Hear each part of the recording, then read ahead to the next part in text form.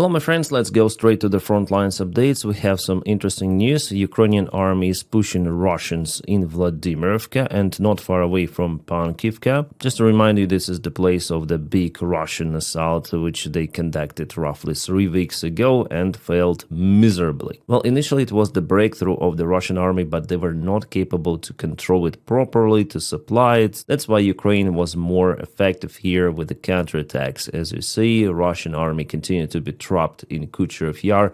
However, from the information I have, Russia tries to reinforce this direction, pouring more forces, but so far without success. They just have more losses. Before, Russians moved towards Mayak and Pankivka, but now Ukraine counterattacks also from this direction, which is awesome. Awesome news we have. Well, generally it was yesterday and today, and I also see that Ukraine moved towards Ruzzians village, the small one, but could be crucial because it goes alongside this river, and there is the road which connects Boykivka village and Ruzzians villages, so Ukraine potentially may use this road to cut entire Russian group in Pokrovsk direction. And also, Ruzzians is not longer the target for the Russian army. For them, the main target is to secure their forces in this direction. For now, they're unable to do even that task. One more factor why Ukraine was successful here are Ukrainian tanks and armored vehicles, because Russia assaulted mostly with infantry, but Ukraine counterattacked using vehicles that mainly were not hit by Russian drones. My friends, on my Patreon page and also on the membership of this channel, I published unique content about our soldier. Remember the case then he pretended to be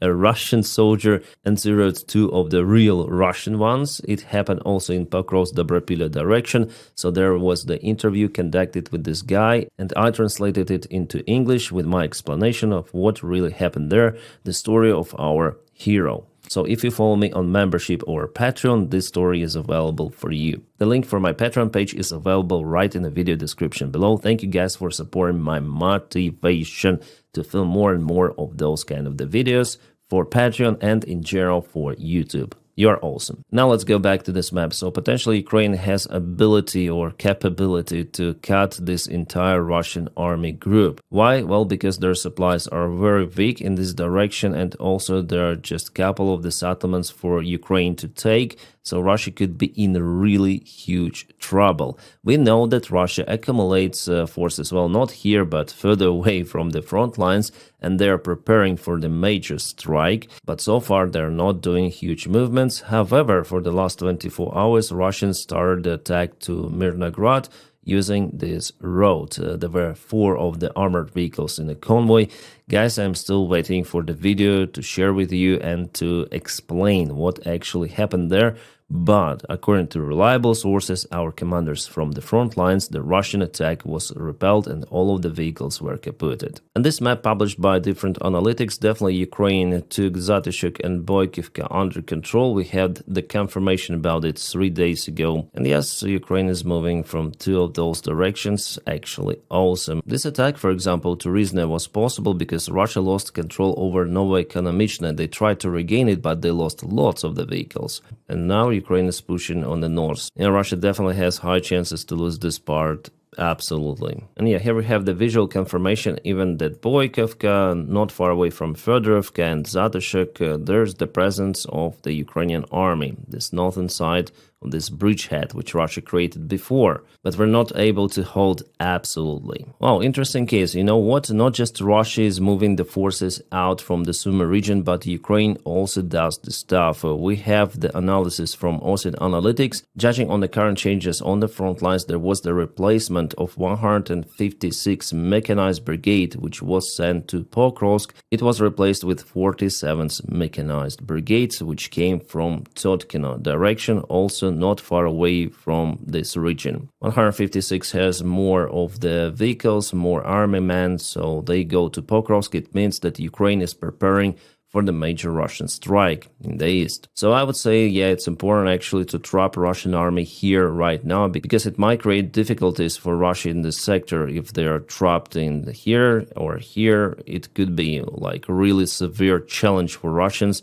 if they really want to intensify strikes and go on attack. In this case, they would have to resolve lots of the problems. And Ukraine also started a counterattack in Kamensk direction. This is the southern part of Ukraine, Zaporizhia, before Russians expanded this gray zone together with the red one occupying Kamensk and Plavny. I think it's already their third attack attempt to get to Stepnogorsk, but it's on a higher elevation, as you may judge from this military map, and Ukraine repelled the Russians again from this very small block where there is the school and everything, but Russians are trying to go to Stepnogorsk. So we have this latest update on this military map showing that definitely Ukraine had the small counterattack. Russians could potentially use this part because there are still some of the buildings to hide their forces. Maybe they will try to regain it once again, we'll see. I think roughly 1 week ago I published this photo of the Russian FSB officers, the border control officers of Russia, who were caputed in Belgorod region. Well, here we have the confirmation about Ukrainian strike on their avant-post or checkpoint or headquarters, you may call it. HIMARS system in operation. It is a vaccine against the Russian FSB. It happened right at the border between Ukraine and Russia. I wonder why Russia kept their officers out there very close to the front lines in general, knowing that Ukraine has HIMARS capabilities.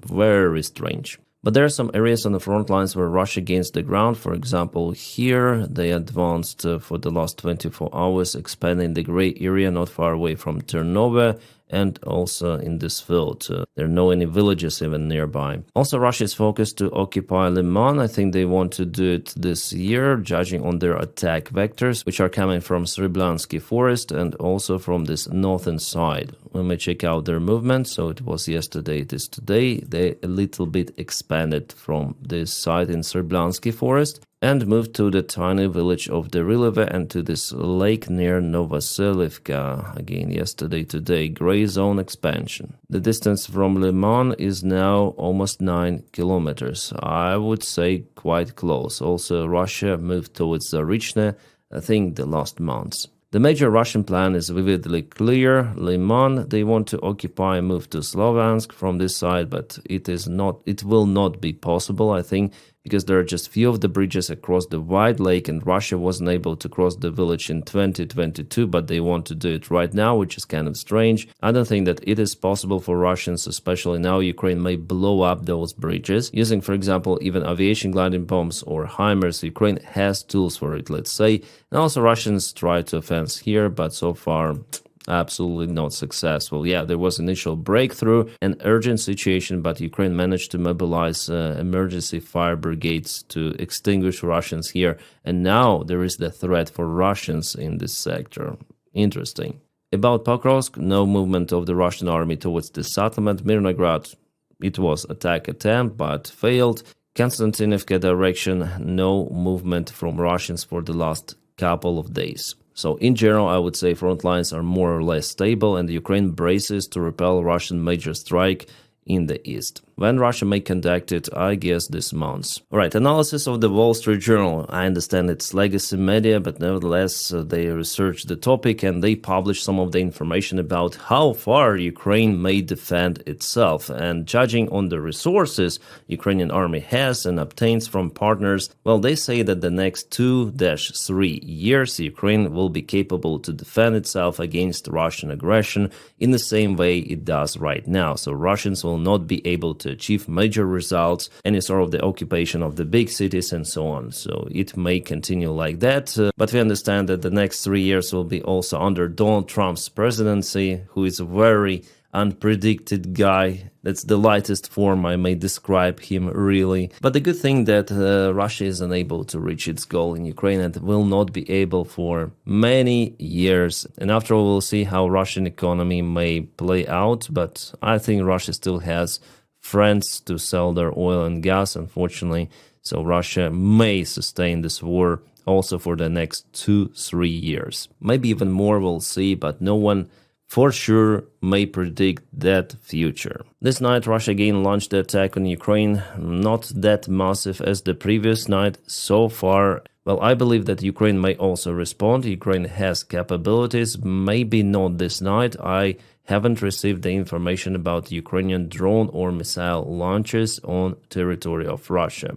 By the time I'm recording this video, just Russian drones were spotted in Ukraine, and they're heading towards Encircled, maybe Kiev, Vinnytsia region, Zhytomyr, could be also Starokonstantinov airfield of Ukraine, which has been targeted many of the times. But Ukraine has air defense, and Ukraine moves airplanes out almost every night. And you guys tell a lot in the comments about Ukrainian Flamingo missile. Well, so far there is no really registered successful use of that missile on Russian territory. Well, there was the strike on FSB checkpoint close to Crimea, but it wasn't that successful, I would say. I mean, precision of the strike, not the power. And my guess that 5-Point company wants to upgrade missiles at first, navigation system, and only after use those. For now, mainly those were the test launches, but I'm sure that this missile will be used in the future quite widely. My friends, please check out my channel for more videos. For example, today I filmed about the massive attack of Russia on Ukraine, and there was also the attack of Ukraine on Russia. Ukraine hit Russian refinery, Druzhba pipeline once again. It could be also interesting for you. If you haven't watched it, I recommend it for you to watch. And we have members only content, as you may see. Yes, people support me financially, so sometimes I publish unique information for those guys who support me, because they're making my job really possible. You heard it, yeah, members and Patreons, you are making this possible, everything that I do on YouTube. And not only on different platforms as well. For example, uncensored content, mainly I publish on Telegram. For example, just a few minutes ago I reposted the video where Russians went drunk and shot themselves. Real raw image is available out there. I cannot share it anywhere but on Telegram. And guys, I wish you all a peaceful sky wherever you are, and have a great time.